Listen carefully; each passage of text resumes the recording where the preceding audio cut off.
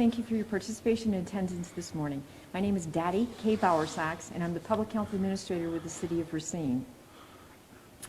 COVID-19 is the most significant threat to public health and economic viability since the Spanish flu pandemic of 1918. Federal, state, and local leaders have taken unprecedented measures to protect their communities, such as the closing of schools and businesses, banning large gatherings, placing residents under shelter-at-home orders. While these interventions have slowed the spread of COVID-19,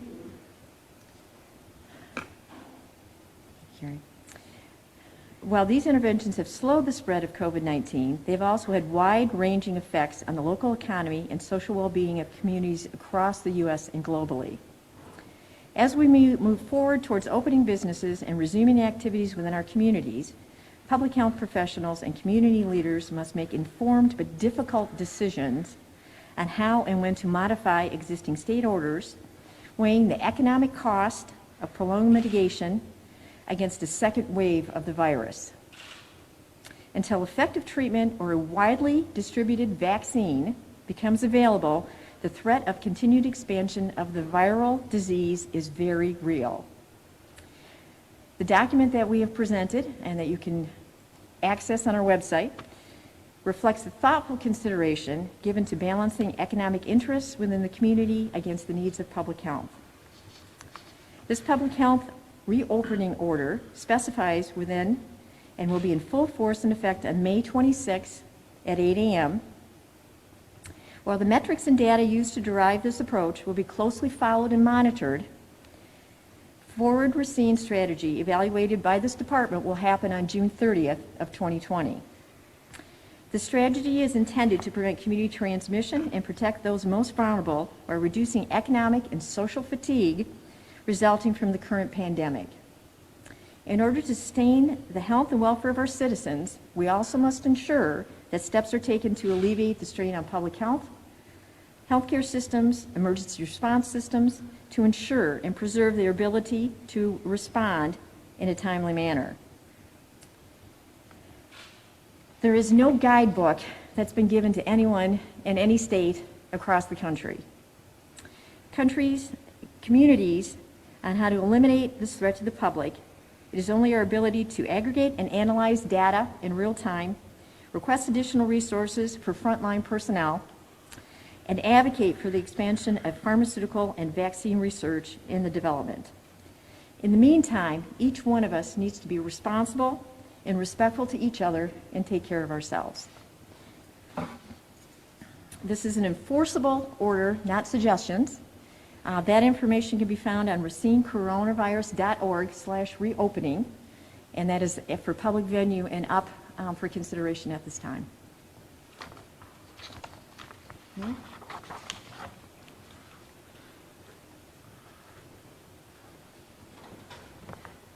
Thank you very much, Dottie K. Bowersox. Our Public Health Administrator and the entire Public Health Department has done an amazing job throughout the pandemic here, as have our first responders, and I want to thank them publicly before I begin my remarks. So today, our Public Health Administrator issued new public health orders which allow a reopening of the economy to begin here in the City of Racine. However, I want to be really crystal clear about this. This is not a green light to slack off. As of this morning, we are at 838 cases confirmed here in the City of Racine.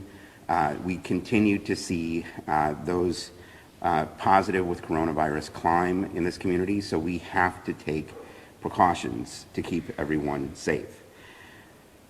Healthcare systems have indicated that they are concerned about the hospital capacity. Racine residents are falling gravely ill, and in some cases, people are mourning the loss of loved ones. Our residents and local businesses must continue to take all possible precautions to protect our community from this virus. But the City of Racine cannot be an island alone in a sea of chaos.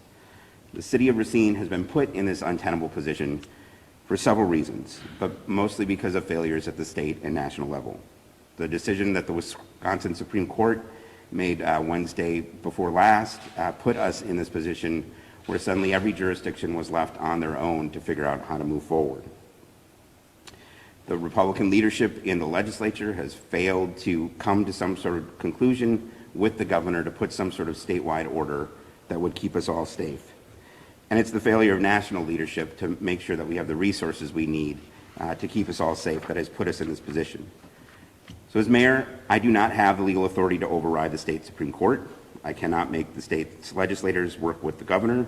However, I can and I will use my position to encourage our residents to use common sense, to listen to public health experts, to follow guidance from the CDC, and to stay home whenever possible.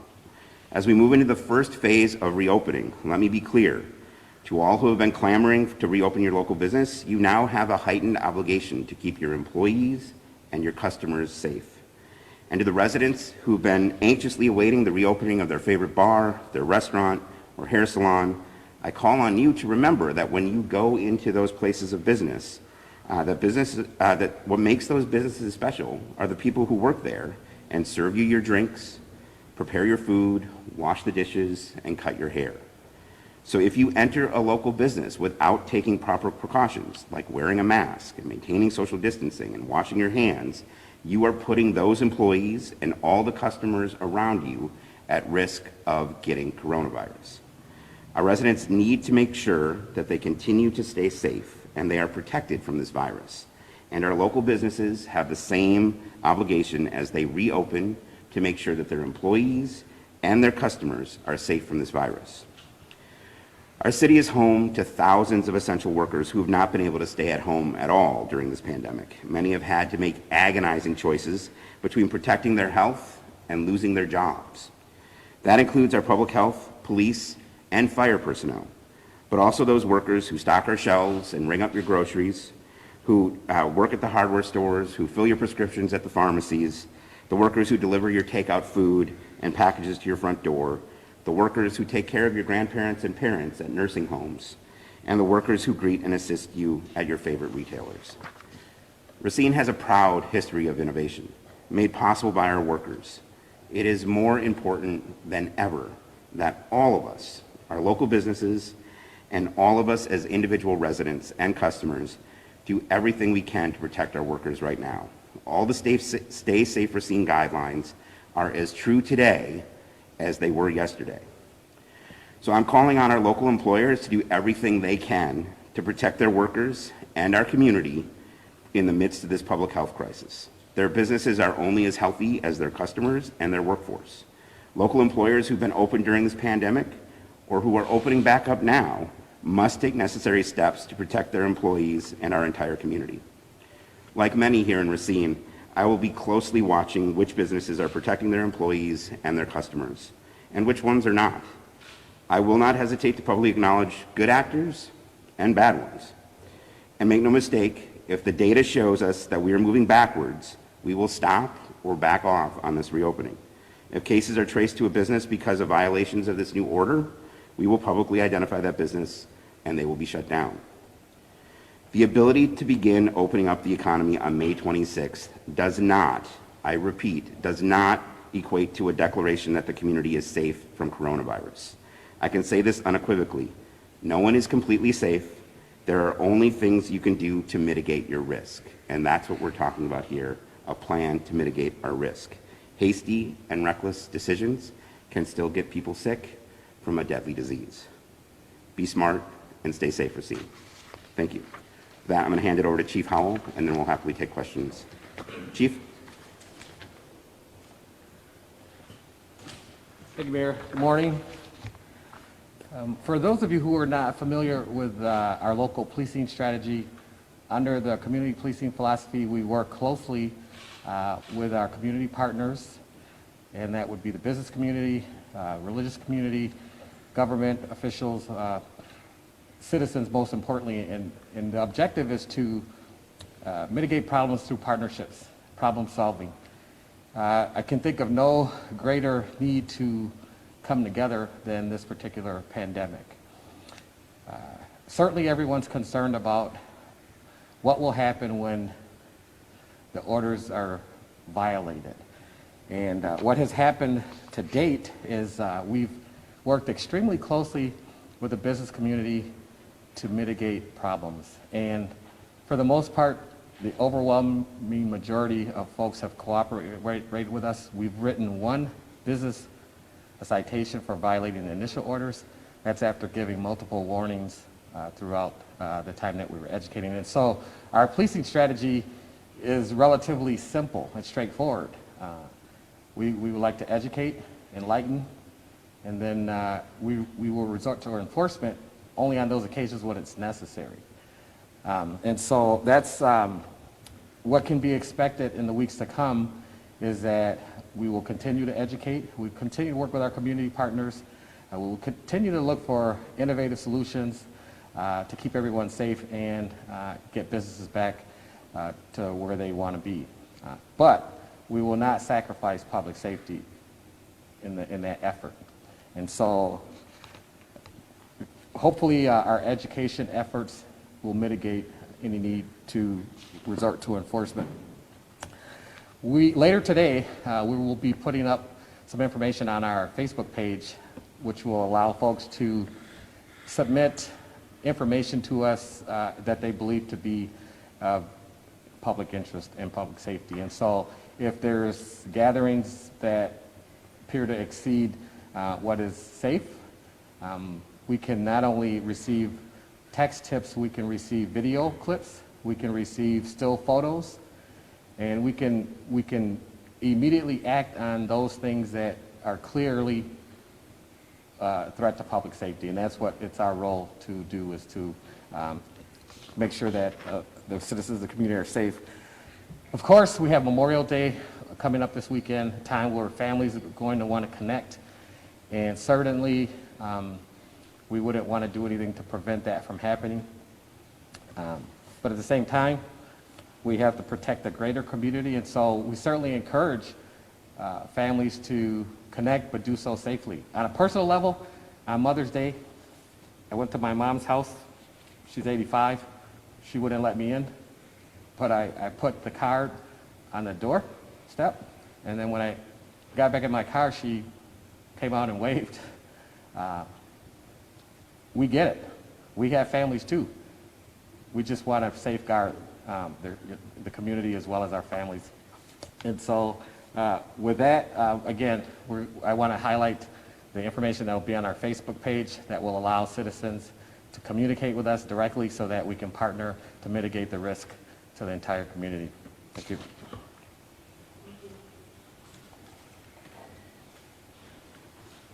there questions that people have for Administrator Bowersox or Chief Howell or myself? I have a question for the chief. Sure.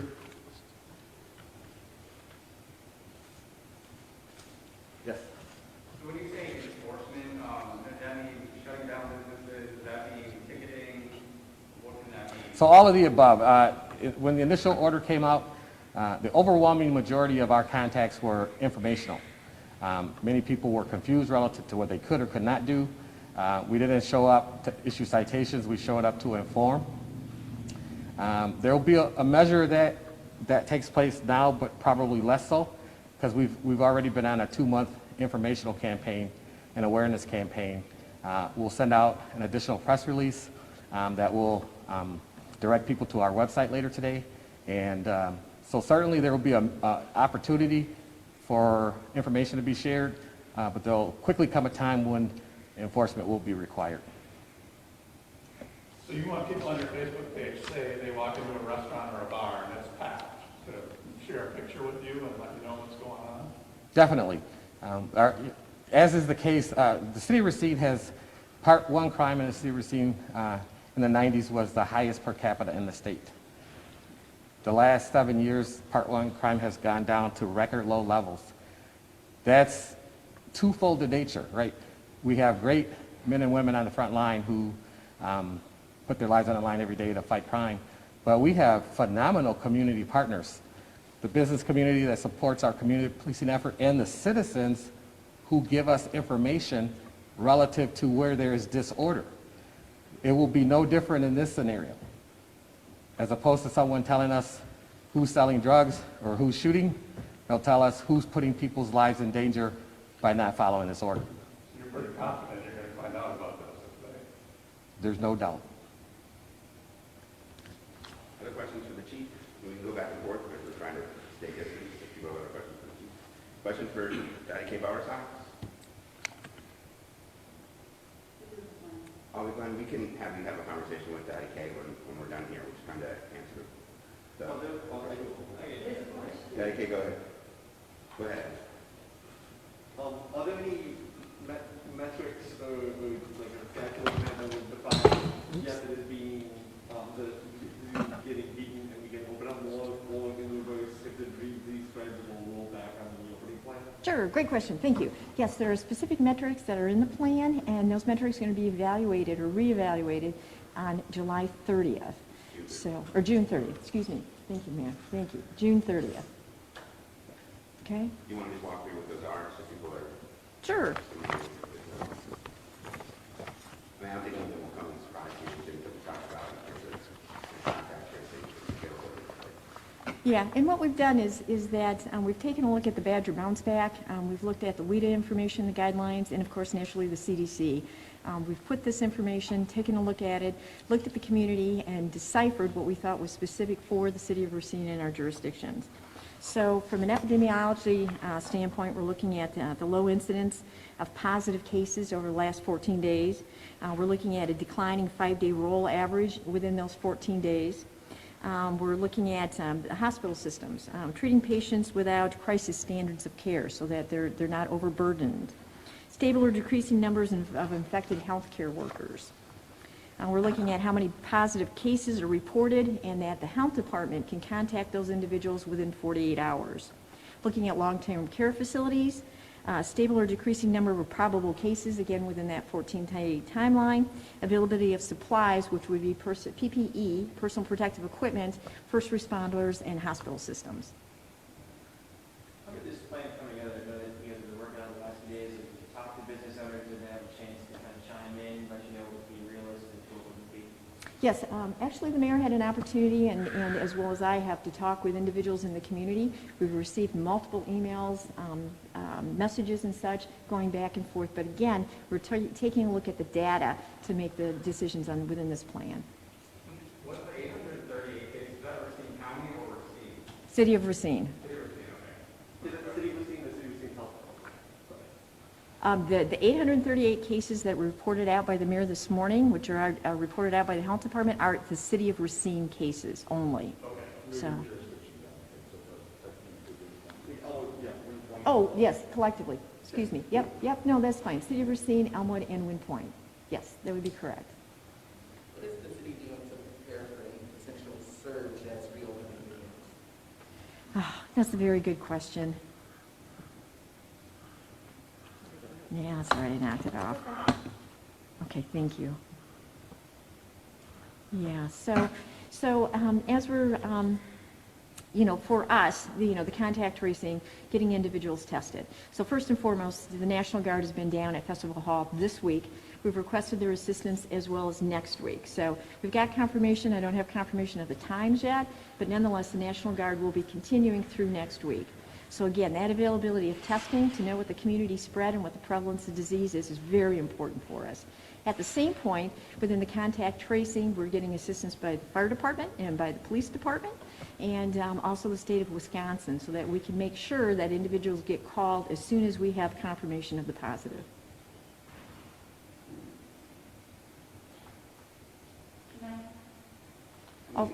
Alder Carey, I'll get... Yep. If there's... Quickly, go ahead. Just a very quick question. What is the plan on the 26th? I'm not hearing very well on here, so maybe I missed it, but what exactly is the plan on the 26th? Well, the plan that we're releasing today itemizes for businesses and for organizations when they can open, if they can reopen, what the capacity is, and what they should be looking at within those mandates. Okay, so we'll get that. Yes, it's on the website. Okay, thank you. Mm-hmm. Any other questions? All right, thanks. Oh, good mayor. Yep. Maybe it's a big record to stop on what is the plan for, I think that the second or third lawsuit that you're facing, what is the plan for moving forward?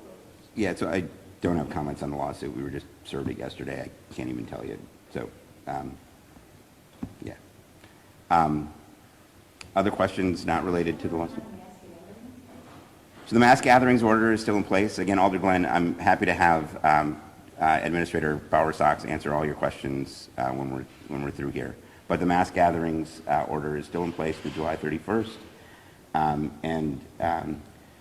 The state of emergency was obviously approved by council on Tuesday. That goes through July 31st as well. This is the order that will come into place come May 26th, 8 a.m., when the Safer at Home order expires. This is the forward Racine order that will take that place on 8 a.m. On the 26th. So again, Alderman, happy to have Dottie K. Bower-Sox answer all your questions. I've got an event in 5 minutes. I'm here to answer press questions. Was Go ahead. there a reason, and was that the reason that you guys waited until the 26th, was to meet the extension of Safer at Home and just carry on? I mean, right, you don't want, so, I mean, the state order supersedes any local order, right? So it just made sense to let that run out. But we wanted to announce it today to give people a few days to prepare for what changes will come Tuesday morning. Other questions? What do you have? Would it be good next week, or what's the plan? Let Dottie K. Bower-Sox answer that question in terms of the National Guard extension. And one more time, please. You said the National Guard will be here next week. Is it like the exact same holidays as Monday to Friday? Oh, absolutely. Oh, got it. So no, I have confirmation that they will be here starting Tuesday of next week, but they haven't confirmed the hours that they will be here. We'll be having the test site at Festival Hall as it is now, but again, I'm waiting for confirmation on the hours per day that they will be here. Thanks, everyone. Thank you.